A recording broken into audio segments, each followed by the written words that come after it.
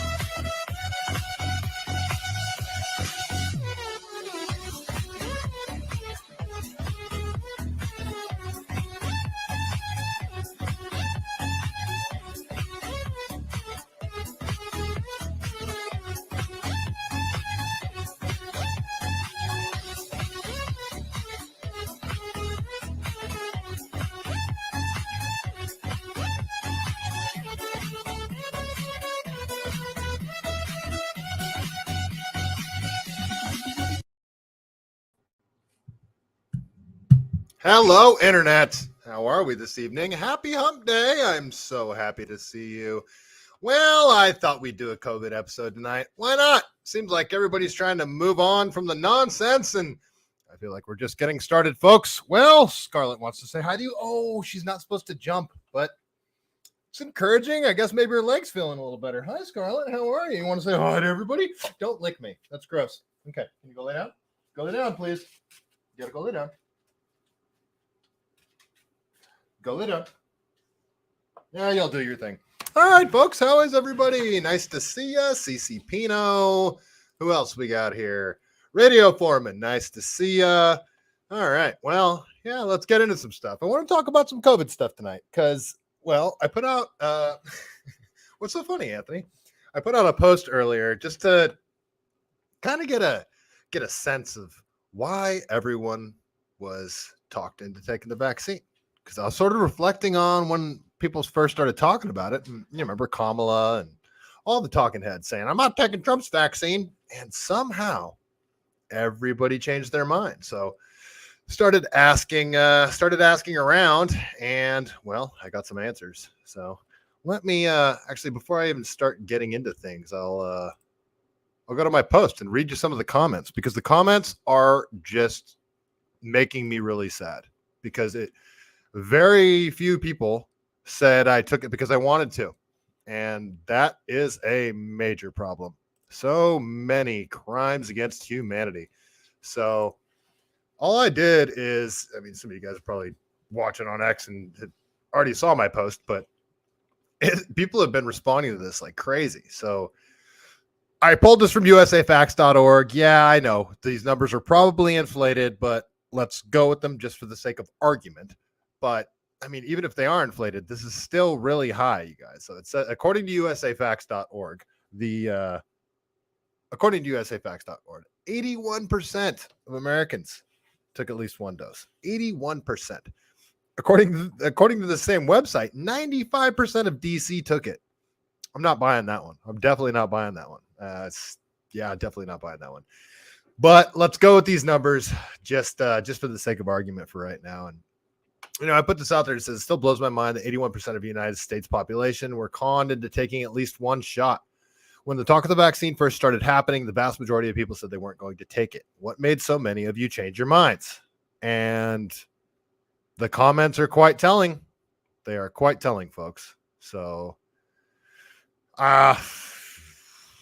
know what? I'm not gonna share the screen because I don't want you guys to see the names of the comments here. So, all right. So, first comment: I had a loaded grandchild pointing at my head. That's at least funny. So, this guy, I couldn't believe he said this. He said, we changed our minds because the effects of COVID are worse than the effects of the vaccine. End of story. And I said, it's a satire, because is there really people that still believe this? So that was like the one person that said they took it like not because of propaganda. Here's another one: dependence on international travel for work and mental health. I'll never forgive them for making me choose between my freedom and travel, my medical freedom. Yeah, consent provided under duress is not true consent. I 100% agree. Employment mainly. They were forced to keep their jobs. Some people held elderly parents held hostage in nursing homes that they couldn't see unless they were vaxxed. So many. Honestly, the fact that I'm already dependent on big pharma for survival and some residual trust in the scientific community that has since evaporated. I regret taking it. At best, it did nothing for me. I don't believe any. Okay, he's just not agreeing with the numbers. I'm bodied up to people all day. I saw 8 to 10 nurse friends get it with no problem, so I happily got it. But then my girl had a lesion in her uterus, so we're good with the vax. Like you're saying, we're good off taking anymore. My husband and I had 4 kids didn't take it. Well, good for you. So just there's not really anyone saying I took this because I wanted to. So this is why I wanted to do this episode, because we need to review. We need to review what they did. So many people are trying to just move on and act like nothing happened. This period of time is going to be looked back in the history books as crimes against humanity. Absolutely. Crimes against humanity. I think looking at the numbers, the excess death numbers coming out of Australia, New Zealand, America, England, there's a lot of numbers coming out now. Based on these numbers, birth rates, Guillain-Barré, heart attacks, myocarditis, all sorts of stuff, blood clots. Based on the excess death, I think it's going to at least 10%. At least 10% of the people that took the full dose are going to have some sort of severe reaction. It seems that's the excess death numbers are scary. The excess death numbers are scary. I highly encourage everyone to go look at them. Just it's not hard to find this data, real data now too. There's lots of mainstream places reporting on this stuff. We'll get into it. First, we'll talk about, we'll just sort of run through the bases here. We'll start with the propaganda. So I want to talk about this one here. Have you guys ever heard of the werewolf game? I think it's the werewolf game. Yeah. I'm not a huge fan of this account, but we're going to go over to them anyway. They are, and it is scary. Nobody else is worried. I think a lot of people are worried. Anthony, totally regret being forced into taking it. Now it's a regret I got to live with daily. Yeah, man. I'm sorry, man. I get it there, and I don't have any animosity towards people that take it, especially, people that were coerced into taking it. But I do. There's a lot of people that are like, I was the only income person and I couldn't lose my job, and a lot of I couldn't risk losing my job. The thing is, if everyone across the board would have said, okay, fine, fire me. If everybody would have called their bluff, nobody would have lost their job.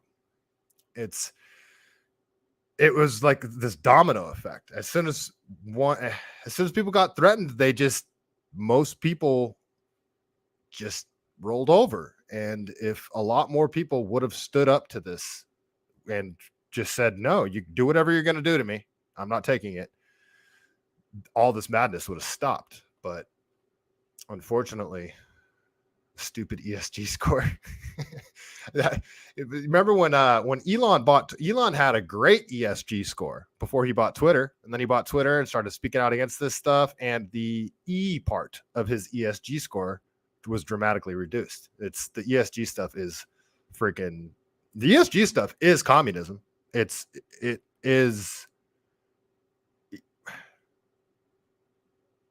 the centralization of the means of distribution of everything. If you don't do things under the prescribed government narrative, they're going to hurt you in one way or the other. All of the ESG stuff isn't it isn't for fiduciary responsibility of the shareholders. It's this stakeholder capitalism crap. Terry Wallace, CC Pino, nice to see you guys. Matty Bracco. Let's see. Companies should have held accountability for mandating it. Yeah, I think they will eventually. I think a lot of people will be held accountable eventually. I mean, a couple of years down the road, we're going to see the real repercussions from this. I mean, we're already starting to see the repercussions, but we're going to see what the long-term effects are very shortly. So let's talk about a little bit of the propaganda and why it worked so well, and why people that were saying stuff from the beginning, like it doesn't stop transmission, the vaccines might cause blood clots, Guillain-Barré, everybody that was saying anything negative got suppressed. So let's see why that was so effective. This video really puts it in perspective. The gatekeepers of the information are able to control the narrative. Have you ever heard of a game called Werewolf? No. Everyone gets a piece of paper. It's either got villager written on it, but 2 have the word werewolf. Someone runs the game to make sure no one's cheating, and they go, okay, it's nighttime, everyone close your eyes. Werewolves choose someone to kill, and the werewolves go. They say, okay, everyone close your eyes, it's morning time, open them again. During the night, Francis was killed. There's then a conversation, and this is where it gets interesting, between all the villagers and the 2 werewolves over who the werewolves are. Then at the end of the day, the villagers have to decide who they're going to kill, and they say, well, we're going to kill Constantine. It's revealed by the person running the game, I'm afraid Constantine was a villager.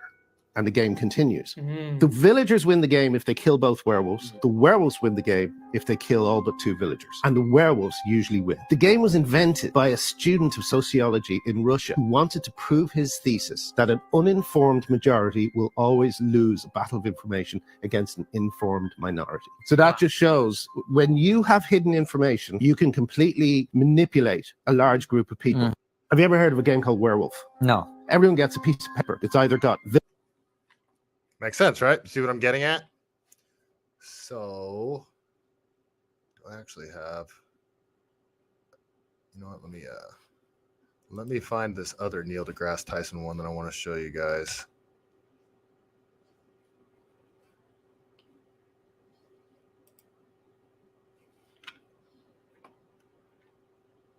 There's a perfect example of what he was just talking about. And now I really want to show you guys. I didn't get it pulled up ahead of time because I wasn't thinking. All right. Where are you, Neil? All right, here's this one. Okay. So same guys. This is the Trigonometry podcast. I really like this guy, Konstantin Kisin. He's a very smart dude. So let's play this one really quick here. Okay. Now you have to ask yourself, if you're about to cross a bridge that was just built and 95% of random engineers you come up to and say, tell me about this bridge. They'll say, it's going to collapse with the first truck that goes over it and you'll be dead because there's a long drop. But 5% of the engineers say, no, you'll be fine. What? You know what I would do? Just, I'm not an engineer, but I know a little bit about structures and I like bridges. So what I would do is I would personally go look at the bridge myself. And then I would make a judgment. I wouldn't base it purely off of what these 95% of people are saying. He's using an analogy to try to make his point, which I never like. But if someone's going to build a bridge and 95% of engineers are saying it's going to collapse, well, what did the engineers who built the bridge, what did they say? And why did they build the bridge if all the engineers knew it was going to collapse? It's a stupid argument to me.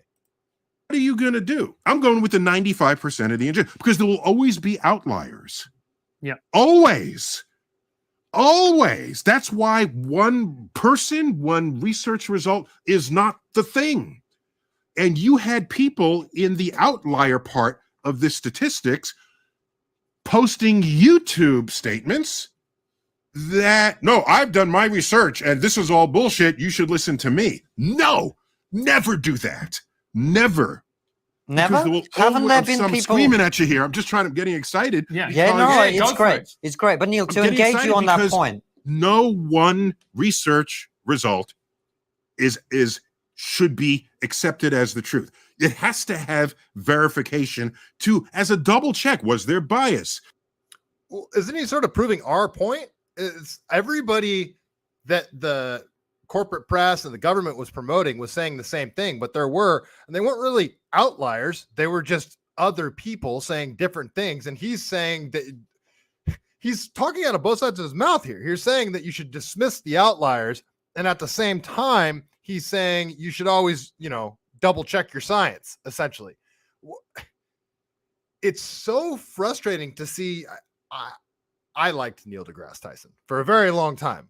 And I didn't realize that he was just a propagandist for a very long time. And everything he said before COVID always seemed to be backed up by logic and sound reasoning. Then he started getting all emotional and using his hands a lot and not making any sense like he's doing in this video. He's clearly trying to push a narrative. Did their wall current fluctuate when they got the result from their plug-in experiment? Were their data complete? Were it not? How did they do? I'll give an example. Here's an example. There was a research paper that came out recently that said that mask wearing was no better than non-mask wearing, okay, for COVID. And I said, wow, that's interesting. How did they get these results? So they showed their studies and people who said whether they wore masks and those who didn't, okay? And they compared those results. And I said, wow, I wonder if the people who said they were wearing masks had it completely covering their mouth and nose, because we've seen mask wearers. Okay, and this makes me even more mad because masks were never mandated to be worn in a specific way. You could put a t-shirt over your face, a bandana, and it would have been considered fine. You could have put pantyhose over your face and it would have been considered fine. Even N95s don't stop COVID. It said it on the box, but it said does not stop coronaviruses. It said that on the box before COVID started. But even if you mandated N95s for everybody to wear, they're still not going to seal properly. You have to be clean shaven. I've been crawling around under houses for like 18 years. Under houses, in attics, in asbestos environments. We had to get trained every year on respirators, get them fitted to our face. Every year they would check the fitting, all this stuff. It was because I worked for a big company and they're super anal about that crap. But then all of a sudden this comes out. It's like, wait a minute. I'm pretty sure the particulates of asbestos are bigger than the particulates of the coronavirus. What he's saying right here is just so on its face. It's not. It doesn't work. It's not what was mandated. They didn't mandate N95s and everyone has to be wearing it properly. That's not what was mandated. So what are you even saying here, Neil? It's so frustrating. Where the nose is sticking out above the thing. We know people out there are like this, okay? That there was no mention of the integrity of the claims of people wearing the mask. So then I thought to myself. Right, and it was just masks. It was just either it's the blue paper mask, the black paper mask that you buy at 7-Eleven, N95s. They just lumped them all together. So frustrating. If your result is that mask wearing does not prevent either the transmission or what's the other way? The contraction? Where you would receive COVID or you spread COVID. Isn't he the scientist? That would be the result of the century. But the way you test that is not asking people whether they wore the mask. Here's an experiment you would do. You get the N95 material. You'd set up a membrane of that between. Notice how he also said you get the N95 material. Do you guys, were N95s mandated? You guys, did you, when your company said you have to wear a mask, did they say you have to wear an N95 mask? No, he's not arguing an actual point right here. This is a logical fallacy. I'm not sure which one he's making right here. In two sides of a container, of a vessel, and you put COVID vaccine aerosol on one side. COVID vaccine aerosol, guys. And make sure it's not on the other side, and then put a pressure difference between the two so that this air flows across. And test to see whether the COVID aerosols made it through. if they made it through, then you would have an authentic scientific result. I'm pretty sure that test was done, by the way. And I'm pretty sure it was done before COVID started, because N95 manufacturers stamped on the box does not stop coronaviruses. Neil said the mask does not work. If they don't make it through, then you have a result that they do. So that's how that experiment should have been conducted, and it wasn't. So, but everyone jumped on it who didn't want masks to have mattered, and they accepted this one result because it fed their sense of the world. But that's my overblown response to your very simple question about the COVID response and the scientific establishment. So yeah, there were issues in the communication. There's issues in how we receive information. There's our urge to believe the lone person, which has deep flaws completely built into it. And so I hope in a century, we remember some of these lessons as we go forward. You could see them the whole time wanting to cut him off, but they were just too polite to do so. Highly, highly frustrating. Okay. All right. I want to hop over to the info's coming out. The beans have been spilled, folks. Let's jump over to Canada really quick here. This woman's like confessing. So this is a Canadian, what is it? Canadian Broadcasting Corporation. Is that who the CBC is? So this is a journalist from the CBC, and she's basically being a whistleblower right here. Get into specifics in terms of what was done with my stories, but that we betrayed the public. We broke their trust. And we had been riding on a reputation of excellence for years. And now we were quickly shutting down one side of the debate. And how were we doing that? We branded the doctors and the experts the CBC chose that we used in our stories. We branded them as competent and trustworthy. And those who questioned and challenged the narrative were portrayed as dangerous and spreading disinformation. And that was... Remember the werewolf game? So they're the ones that really know what's going on. They're in control of all the information. They label everybody that's saying things that go against their narrative. They're labeling them as conspiracy theorists, purveyors of misinformation, all that stuff. And then they amplify all of their people that are falling in line. It's the werewolf game. Regardless of what their specialty was, what their background was, and what their experience was. And I just also want to sort of give you a window into how this affected me personally. As a veteran journalist, I had solid contacts in the community. I had people calling me with stories. So I was seeing and I was hearing and I was absorbing all their stories of suffering and pain, and they were sharing them with me, and these stories weren't being told. Some of those were from injured. Some were from people who had lost their job because of their vaccination status, those whose families had been blown apart and they'd been ostracized, university students who were depressed over repeated lockdowns and mandates, and parents who were calling me that were agonizing on whether they should vaccinate their child or not. So all these stories were sitting inside of me. They were left with me, and I felt the crushing burden and the weight of their truth not being given a voice. And it affected my well-being because these people trusted me, and I felt... It's nice that she came out and blew the whistle, but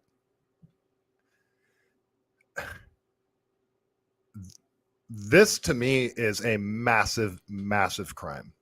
The people in the media that willingly spread misinformation about safe and effective. That is the most evil and criminal phrase possibly ever muttered in American history. Safe and effective. So many people were denied informed consent, and so many doctors violated the Hippocratic Oath, particularly the do no evil part. Or what is it? Do no harm. Apologize. It's It's truly sick. I mean, kudos for her for coming out and saying, you know, it was weighing on me, and I had to come out and say what I knew. How many journalists are going to come out and blow the whistle on this? How many people are going to come out and say, yeah, we weren't allowed to talk about this? There's got to be more. Where are you at, Rachel Maddow? I said I was going to stop streaming on YouTube. I sort of backtracked on that. I'm just going to try to get my YouTube channel nuked. I don't care. I'm not going to censor myself at all. And I'm just going to go until they nuke that channel. I'm surprised they haven't already, to be quite frank. They should. I'm absolutely violating YouTube's rules right now, and I don't care. So YouTube, go ahead, nuke my channel. I really don't care at this point. So let's go over to Australia. It's all coming out now, guys. All this stuff's coming out. So let's go to this one here. Actually, let's check the chat really quick. Anarchy, nice to see you. These used to be our most trusted institutions. This has been a terrifying episode in global shift. Yes, the FDA, the CDC, particularly the CDC. And when I come back to it's funny. This whole thing always makes me think of I think it was the first season of The Walking Dead. Were you guys Walking Dead fans? I was a huge Walking Dead fan. I don't watch TV at all anymore, but I used to binge watch TV shows, and The Walking Dead was one of them. That was like my favorite show. I loved The Walking Dead so much. But you remember when they went to the CDC? Remember that? Like, to me, that was like, oh, the CDC. You know, these are like the smartest, most brilliant people on earth. And I almost like didn't even associate with them with the government. I thought of them as like their own independent thing where they just did their own thing and they could be trusted. And now, like, the CDC is a joke. The FDA is a joke. The mainstream media was already a joke, but the medical establishment, doctors, nobody trusts people anymore. The CDC, the FDA, and the entire medical community, they just ruined their reputation. It's awful. Anthony, huge TWD. Oh, The Walking. Yep. I was a huge Walking Dead fan. Let's see. All right, let's keep going. Anthony, it used to be a real shame because I used to trust what Neil said. Now I got to chase everything he says with 2 shots or a spoonful of salt. Yep, that's for sure. All right. Let's go over to Australia here. So it's all coming out, guys. It is all coming out. Thank you, President. The greatest victim of COVID-19 was not the many Australians who sadly lost their life to this man-made virus that Australia helped develop. It was not the many thousands of Australians who sadly died from injections, jabs, that are proving to be the crime of the century. The greatest victim was public health. Confidence in public health is at an all-time low. Childhood vaccination rates are plummeting. Parents are choosing not to engage with the childcare system, and increasingly the education system to protect their child. That's the thing too. Before the COVID vaccine, I had heard stuff about vaccines being dangerous and, you know, all the old school Jenny McCarthy stuff and about it potentially causing autism. And I legitimately thought all that stuff was debunked. Just thought all that stuff was garbage. I don't trust any vaccines anymore. There's so much stuff I do not trust now. I absolutely am an anti-vaxxer now. Yeah, 100%. Straight up anti-vaxxer. Children from public health. Protect their children from public health. The nation's health survey was released over Christmas, and I thank News Limited for this report, which acts as a second opinion. Now think about what he just said there too. Parents have to protect their children from public health. Really think about that. There was the CDC, the FDA, the government, schools, doctors. They're recommending kids 6 months or older take this thing. Still, they're still recommending kids 6 months or older take it. That is quite literally parents being forced to protect their children from the medical establishment. Like, this is the thing that people need to like click in their brain that is actively happening right now. Ordinary citizens are under attack from the state. I just met a guy named Adam. Crap, I'm blanking on his name. Adam Vina. Adam Vina. I just did a speaking event with him over in Monterey, and he had his child taken away from him because he wouldn't affirm the child's gender. Here in California, there was him and his wife split. His wife tried to start transitioning his child at 2 years old, and Adam wasn't having any of it. And she said, "No, I'm not doing this. I'm not doing this." Tried to, talk her out of it. They ended up splitting. And when it came down to the custody hearing, the judge ruled that he is not affirming the child's gender, and they took his child away from him. That's the state again, endangering your child. And then in school, with what Scott Wiener passed, like in schools in California here, Scott Wiener did this bill where now 12-year-olds can consent to medical procedures. 12-year-olds. So from my understanding, 12-year-olds in school can be given puberty blockers by like school nurses. Fact check me on that.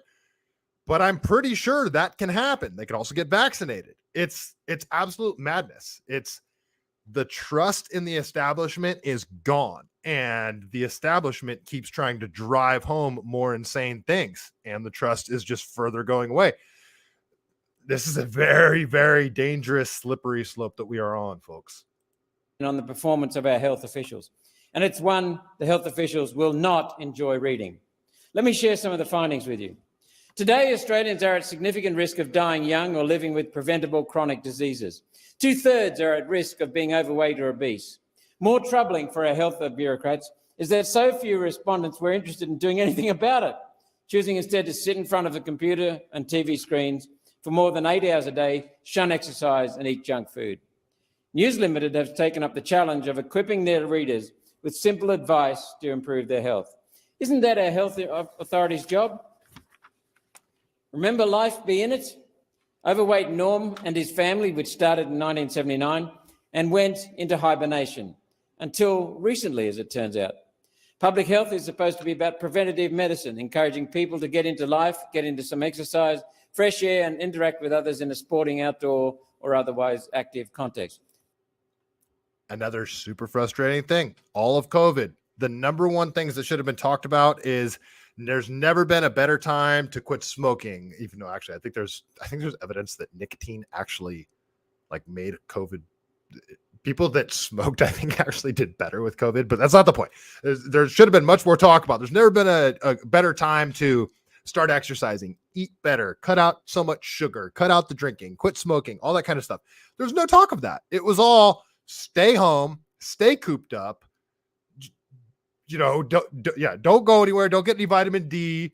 Your health comes from injections. It was all nonsense. It was just the exact opposite of what should have been done was done.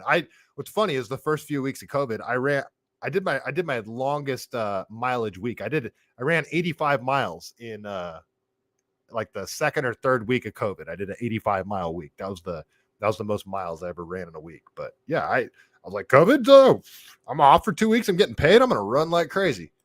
Great advice. Advice that saves the taxpayer money, correcting conditions that are self-inflicted. Now, saying obesity is self-inflicted will earn you the ire of the woke brigade who call that fat shaming. Someone has to. According to the study, Queensland is the third fattest state in the nation, with 33% of people identifying as obese. 33%, 1/3. And this data is for Australians generally. It does not include the increase in youth depression and suicide that resulted from our failed COVID response and fear campaign.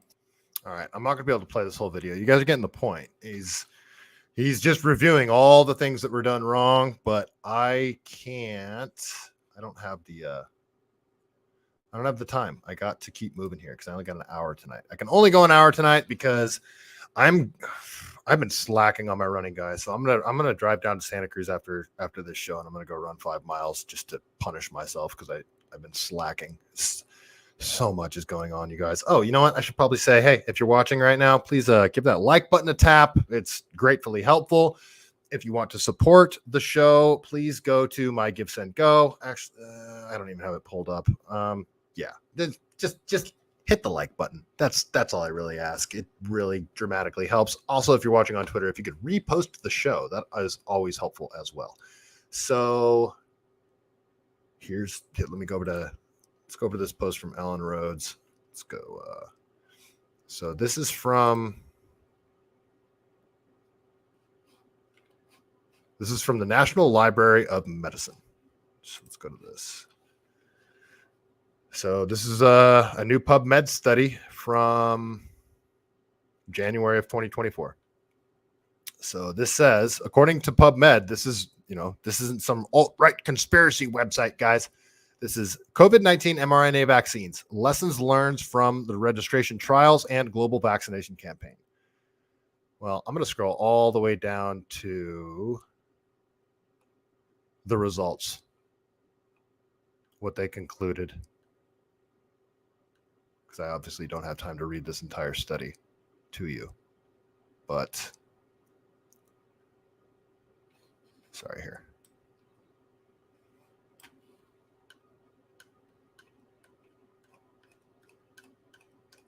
Sorry, folks. I probably should have got to the right spot before I pulled it up here. Let's see. So lives lost per 100,000 vaccinations, calculations based on most conservative assumptions. It was 12.8 deaths per 100,000 per primary course of Pfizer, or just under 13 deaths from serious adverse events per 100,000. That's insane.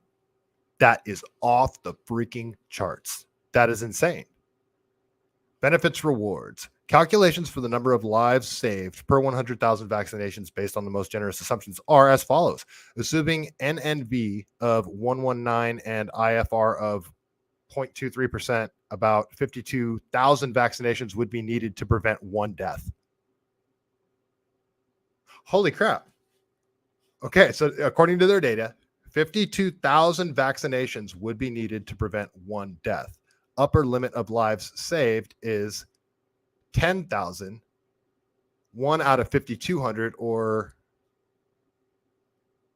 1 out of 5 lives saved for every 10,000 courses of mRNA vaccines. Thus, the Pfizer mRNA vaccine, 2 lives saved from COVID-19 for every 100,000 courses of vaccine.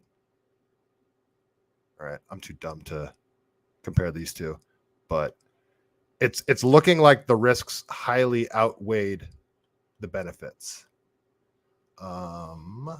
Conclusions. Okay, this is the paragraph I was looking for. I'll read the whole paragraph. Well, it's 2 paragraphs. Careful, objective evaluation of COVID-19 mRNA product safety is critical for upholding ethical standards and evidence-informed decision making.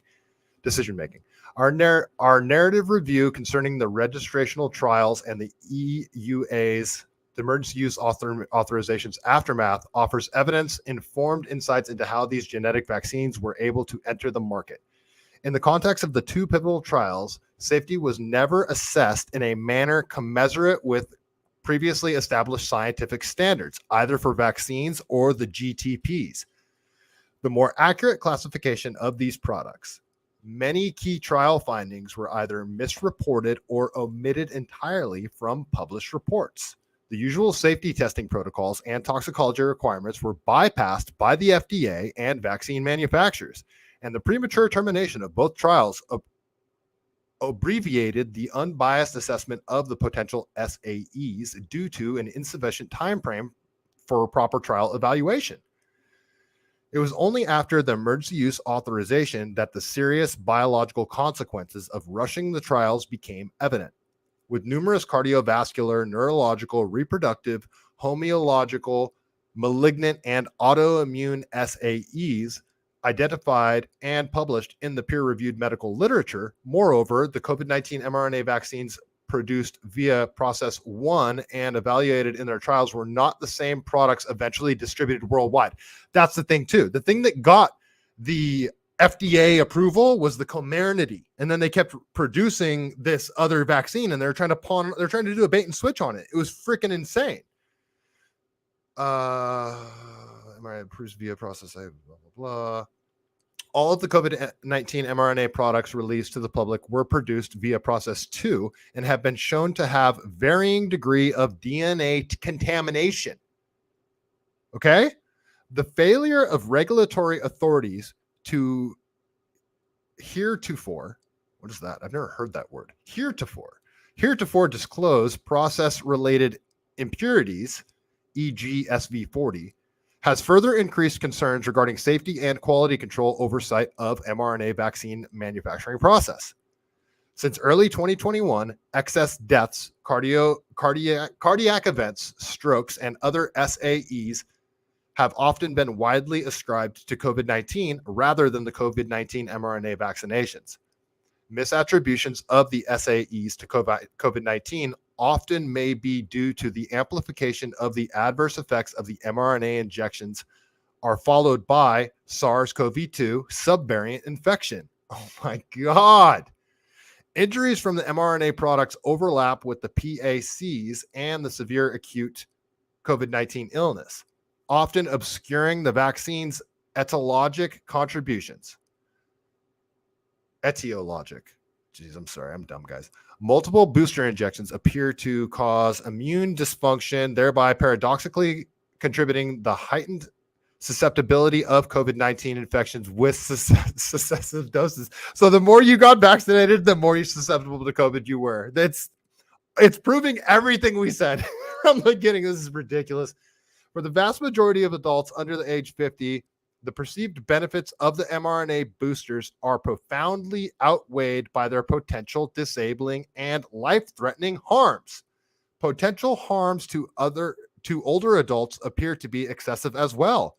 Given the well-documented SAEs and unacceptable harm to reward ratio, we urge the government to endorse and enforce a global moratorium on these modified mRNA products until a relevant question pertaining to causality, residual DNA, and aberrant protein production are answered.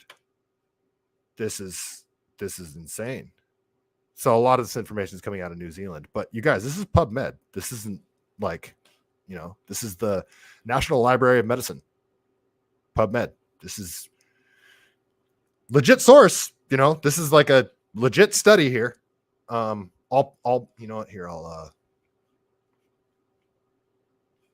should post this really quick.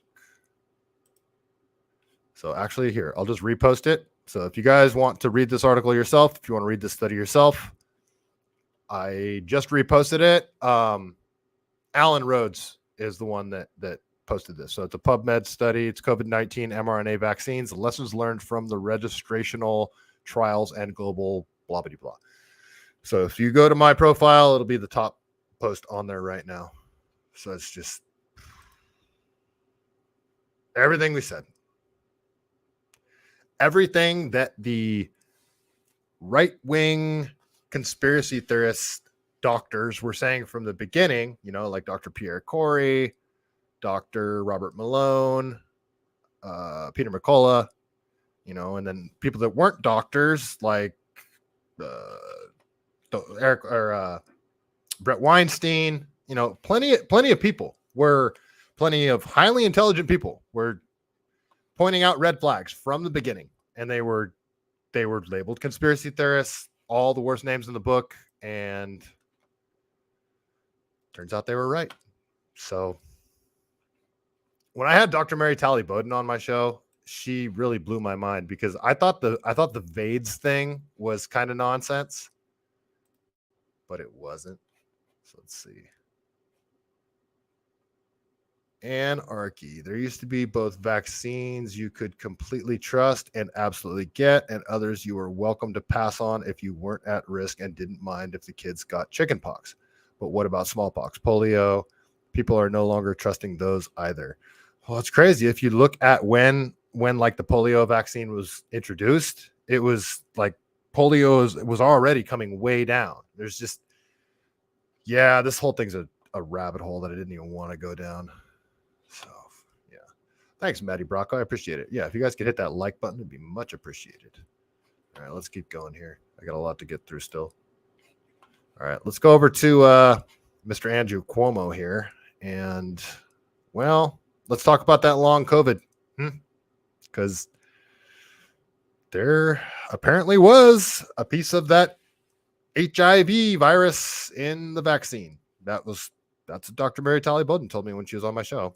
So let's see what this young lady has to say here.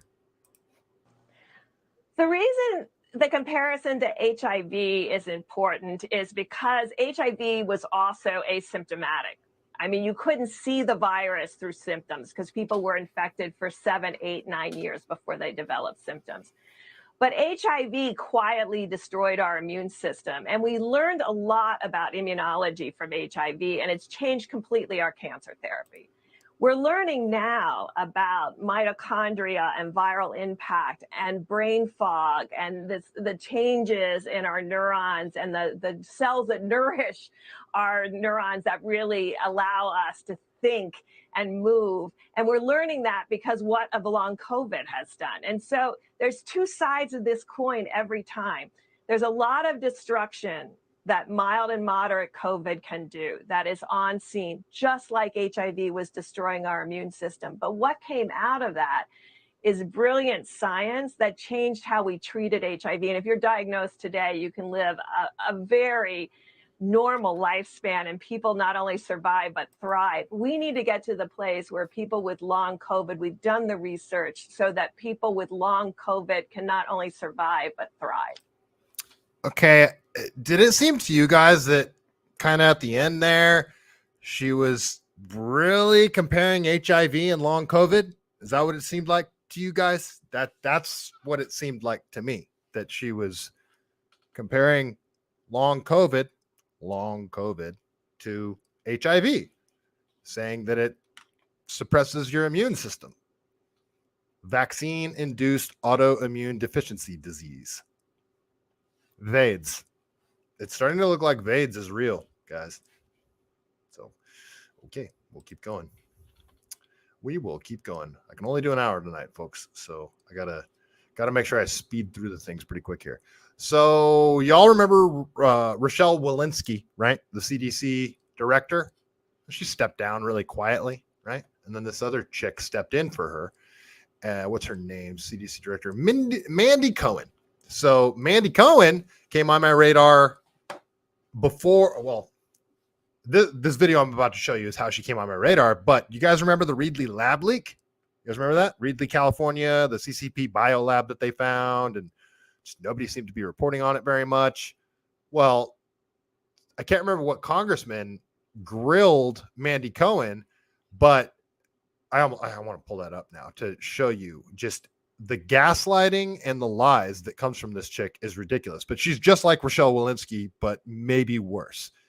And this video shows how she determined what COVID policies were going to be, like the science behind, social distancing, mask wearing, all that kind of stuff. You would think that there was a lot of science and data and studies behind this stuff, right? Because, I mean, they made the entire world do it. Well, let's see how they came to these conclusions. In Massachusetts. She worked for a Republican. So I would call, probably the person I called most was the Secretary of Health and Human Services in Massachusetts. She worked for a Republican governor just to, but when she was like, are you going to let them have professional football? And I was like, nope. And she's like, okay, neither are we. It was like conversations like that. So, or I'd be like, so when are you going to think about lightening up a mess? They're like, next Monday. I'm like, okay, next Monday. How she can be so flippant about this and nonchalant and treat it like it's a joke. People's lives were ruined over this crap. And she's just talking about, we're just shooting from the hip the whole time. We're just making it up as we go. We now know that there was nothing behind the 6 feet. Remember the whole 6 feet social distancing thing? Nothing behind it. Just the reason I'm doing this episode is because I'm trying to make everybody remember how ridiculous we behaved. Well, not we, many of, I wore a mask when I had to, I didn't want to deal with the crap. There was a certain point where I just said, no, I'm not going to do it anymore. And I started doing phone orders to restaurants, because then I'd go in. If they told me I had to wear a mask, I'd be like, well, you guys already made my food. You're just going to throw it away. And they'd sell it to me every time. That was a great way to do it. But all the things, all the rules that we followed, they're just made up as they went along. There's nothing behind it. Very frustrating, folks. Very frustrating. So I would call probably the. All right. Enough of this chick.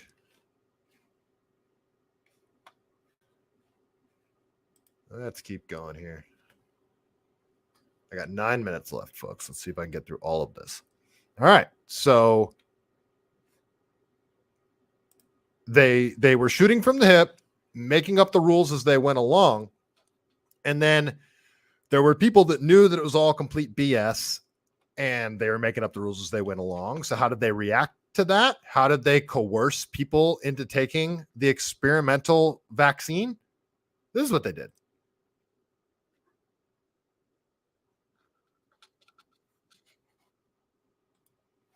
Once people feel empowered and protected legally, you were going to have schools, universities, and colleges are going to say, you want to come to this college, buddy? You're going to get vaccinated. It's been proven that when you make it difficult for people in their lives, they lose their ideological bull and they get vaccinated. Now, this newly resurfaced interview reveals what he... This man needs to be in prison. This man is directly responsible for lots of deaths. Directly responsible. How is he not in prison? How are we not having trials for this stuff? I think we will soon. I really think we will soon. The thing is, Trump won't get off. Why hasn't Trump come out and said how horrible these vaccines are yet? Because he's so damn proud of them. Somebody in a high position of authority, it would be nice if somebody in a high position of authority would say, no, you know what? We need some investigations into all of this stuff. I don't have any faith that Trump's going to do it. I don't have any faith. He probably still thinks the vaccines are the greatest things in sliced bread. That's one of my biggest complaints about Trump, is that he let Fauci run roughshod over this whole thing. And let's not forget what they did. Remember how they behaved, guys. Remember this? Like one of the things that should have been done.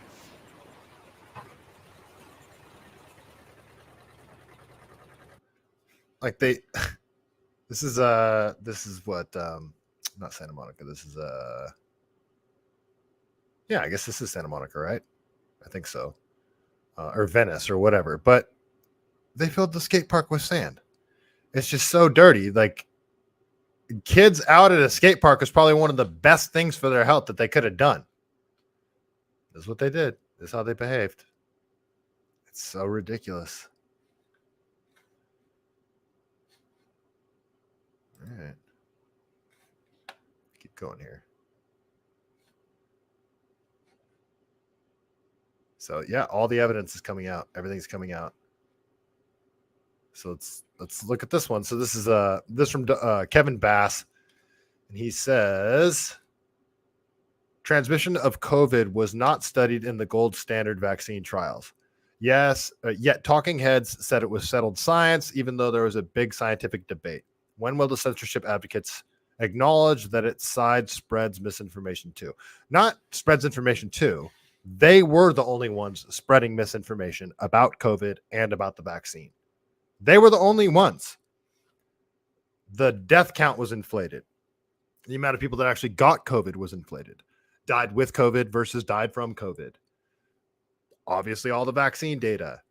Everything they said about COVID and the vaccines was a lie. Everything. Name me one thing that the establishment said about COVID or the vaccine that wasn't a lie. One thing. Or the masks. One thing that they said that wasn't a lie. I don't think anybody can do it.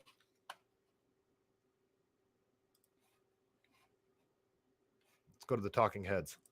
Fox News, Rupert Murdoch's company, night after night, peddles these incredibly dangerous, poisonous lies about the literally life-saving coronavirus vaccine. We all know already, right, that if you get vaccinated, that vaccine will basically prevent you from getting sick with COVID. It will prevent you from having to go to the hospital with COVID symptoms. It will prevent you from dying from COVID. Great, good for you. All of that was lies. Data from the CDC today suggests, that vaccinated people do not carry the virus, don't get sick, and that it's not just in the clinical trials, but it's also in real world data. That was a lie. The virus being able to hop from person to person to person to person, spreading and spreading, sickening some of them, but not all of them. And the ones that it doesn't sicken don't know they have it. And then they give it to even more people because they didn't recognize they were. If you're vaccinated, that was a lie, what Rachel Maddow said. You don't have a risk. And that's the reason why we say it's as simple as black and white. You're vaccinated, you're safe. You're unvaccinated, you're at risk. That's a lie. Simple as that.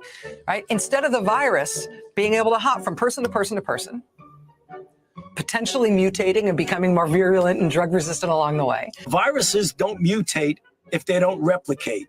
So if you stop the transmission and the replication, you're not going to get any more mutations. Now we know that the vaccines work well enough that the virus stops with every vaccinated person. That's a lie. If you're vaccinated, you really don't need to worry about getting it in a way that's serious or transmitting it. That is true. That is a lie. That is correct, Chris. That is a lie, Chris. A vaccinated person gets exposed to the virus. The virus does not infect them. The virus cannot then use that person to go anywhere else. That's a lie. It cannot use a vaccinated person as a host to go get more people. Lies, lies, lies, yeah. The risk is extremely low of getting infected, of getting sick, or of transmitting it to anybody else. Full stop. Lies, lies, lies, tell me sweet little lies. Fox News, Rupert Murdoch's company, night after night, peddles these incredibly dangerous, poisonous lies about the literally life-saving coronavirus vaccine. Now, lies, lies, lies, yeah. Now we know that the vaccines work well enough that the virus stops with every vaccinated person. Lies, lies, lies, yeah. I hope you guys get that song stuck in your head now. How wonderful.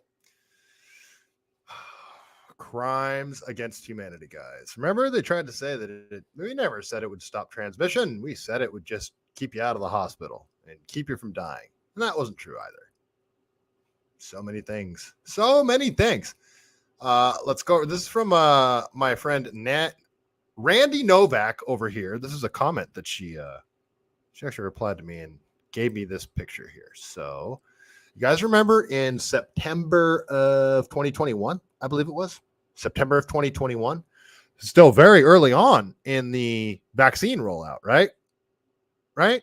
I mean, no, that was 11 months in, wasn't it? Oh, that's actually, yeah. So yeah, September, the vaccine rolled out in like December 2020, January 2021, right? That's when the vaccines rolled out. 11 months later, well, now we're starting to see that it doesn't stop transmission, all that kind of stuff. Well, let's look at the vaccine. This is the dictionary. This is a hard copy of the dictionary. Here's the previous definition of vaccine. The virus of cowpox as prepared for inoculation to produce immunity to smallpox. Any modified virus or bacterium used to give immunity against a specific disease. Vaccines pertaining to a cow. So that was the definition of vaccine. Any modified virus or bacterium used to give immunity against a specific disease. They changed the definition. Straight up 1984 newspeak. They're redefining words, redefining terms. It's madness. It's madness. They quite literally changed the definition of vaccine. September 2021. Most of you guys already know this. Some of you guys may not. Well, yeah. Okay. I already read that one. Oh, all right. I'm doing good time. I'm almost done here. Oh, you know what? Man, I did it. Wow. That was a perfect hour. That was everything I actually wanted to get through. There was some other stuff that I had pulled up, but I don't want to go long. I'll get into it just briefly because I'm not gonna do another show again for a while, guys. I'm going to Costa Mesa this weekend for the Libertarian Convention, and I won't be back until Monday. So I won't be doing another show until Monday night, maybe even possibly Tuesday night, because I'm gonna have a lot to do all day Monday when I get back, because I still have a bunch of my signs to put up because they were trapped in the trunk of my car while it was in the shop for the last 3 days or whatever it was. So I apologize there. Let me stop sharing here. Go over to this desktop. I'm not even going to share my screen with you guys. I'm just going to briefly talk about the other things. So Eric Adams is in a bunch of trouble. Just check it out. So this is from Tara Bull here. Breaking: City Council calls for an investigation into Eric Adams' plan to give illegals $10,000 debit cards. The $53 million contract would give Mobility Capital Finance, who the New York mayor touts as minority-owned, lots of fees for services, including $125,000 one-time setup fee, $250,000 in annual management fees, $1.5 million for the first $50 million handed out, $2.5 million for the next $100 million. No ID check required. Are you kidding me? No fraud control and no restrictions. Councilmember Gail Brewer wants to investigate the mayor's connection to the firm and why the city issued a $53 million no-bid contract without seeing if it could get a better deal. According to the contract, the most of a card can... I'm sorry, she's typo there. According to the contract, the most a card can have is $10,000, but cards will be refilled every 4 weeks. They're going to give people cards with 10 G's on it. 10 G's. Meanwhile, my power gets turned off because my electricity bill is $1,300 for 3 months. I'm having to choose between food and paying my electricity. Like, no joke. You guys have no idea how bad it is. Actually, no, I'm sorry. You guys do have an idea how bad it is. You guys, I know you guys are struggling too. I apologize. I didn't mean that. Everyone's struggling right now. So WMBs, women and minority owned businesses, have historically been locked out. So I know I'm disrupting what people traditionally would like for us to do, Adam said. The mayor, who has a penchant for surrounding himself with friends and or acquaintances, insists he has no personal relationship with the owner of the company. He said, "We don't hang out in the Hamptons together or go to baseball games together. Who else thinks this needs an investigation?" Yeah, a $53 million no-bid contract to give illegal immigrants $10,000 debit cards. What is happening in our country, you guys? This is freaking out of control. I'll save this for next episode. Yeah, I'll save that one for next episode. Let's see. I'll save this one for next episode as well. All right, folks. Yeah, that's all I'm going to get into tonight. Let's see. Check the chat really quick. Mondo. My cousin died unnecessarily. I'm so sorry, man. It's a lot of people, man. B Sizzo, full stop. Please don't debate me on this or I will be exposed. Fauci should be in prison. You damn right, CC Pino. Let's see. Matty Bracco, Matto is insufferable and should be in jail. I 100% agree. CC Pino, nothing is going to happen. I don't know, man. I don't know about that. I'm not so convinced. Nothing immediately. All right. All right, guys. Yeah, I think that is all I am going to get into tonight. But you know how we do it. Before we get out of here, we got to read a joke from the greatest book ever written, The Truth About Chuck Norris. Let's see. I hope we got something good tonight, you guys. Last week's joke was a little spicy. Let's see. Okay. I don't know. I didn't even test it. I don't know if the joke's going to be good. I don't know if it's going to be bad. It is what it is, folks. I will see you guys back either next Monday or Tuesday. Hopefully Monday, but I'm not positive because things are just a little crazy right now. But thank you so much for tuning in. Give that like button a tap, repost, all that stuff. All right, here's the Chuck Norris joke of the evening. Sometimes, while setting, the sun will linger just a few more minutes on the horizon to get one last look at Chuck Norris. And on that note, stay CaliBased.